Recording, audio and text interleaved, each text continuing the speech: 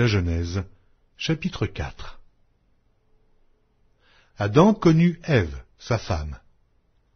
Elle conçut et enfanta Caïn, et elle dit, « J'ai formé un homme avec l'aide de l'Éternel. » Elle enfanta encore son frère Abel. Abel fut berger, et Caïn fut laboureur. Au bout de quelque temps, Caïn fit à l'Éternel une offrande des fruits de la terre, et Abel, de son côté, en fit une des premiers-nés de son troupeau et de leur graisse. L'Éternel porta un regard favorable sur Abel et sur son offrande, mais il ne porta pas un regard favorable sur Caïn et sur son offrande. Caïn fut très irrité, et son visage fut abattu. Et l'Éternel dit à Caïn, « Pourquoi es-tu irrité? Et pourquoi ton visage est-il abattu?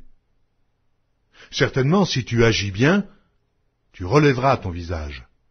Et si tu agis mal, le péché se couche à la porte, et ses désirs se portent vers toi. Mais toi, domine sur lui. » Cependant, Caïn adressa la parole à son frère Abel, mais, comme ils étaient dans les champs, Caïn se jeta sur son frère Abel et le tua.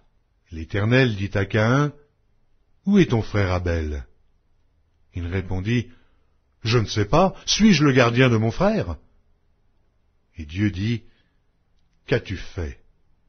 La voix du sang de ton frère crie de la terre jusqu'à moi. Maintenant, tu seras maudit de la terre, qui a ouvert sa bouche pour recevoir de ta main le sang de ton frère. Quand tu cultiveras le sol, il ne te donnera plus sa richesse. Tu seras errant et vagabond sur la terre. » Caïn dit à l'Éternel, « Mon châtiment est trop grand pour être supporté. Voici, tu me chasses aujourd'hui de cette terre. Je serai caché loin de ta face, je serai errant et vagabond sur la terre, et quiconque me trouvera me tuera. » L'Éternel lui dit, « Si quelqu'un tuait Caïn, Caïn serait vengé 7 fois. » Et l'Éternel mit un signe sur Caïn, pour que quiconque le trouverait ne le tuât point. Puis Caïn s'éloigna de la face de l'Éternel et habita dans la terre de Nod, à l'orient d'Éden. Caïn connut sa femme. Elle conçut et enfanta Hénoc. Il bâtit ensuite une ville, et il donna à cette ville le nom de son fils, Hénoc. Hénoc engendra Irad. Irad engendra Méhujaël. Méhujaël engendra Métucaël. Et Métucaël engendra Lémec. Lémec prit 2 femmes. Le nom de l'une était Ada, et le nom de l'autre Tsilla. Ada enfanta Jabal. Il fut le père de ceux qui habitent sous des tentes et près des troupeaux.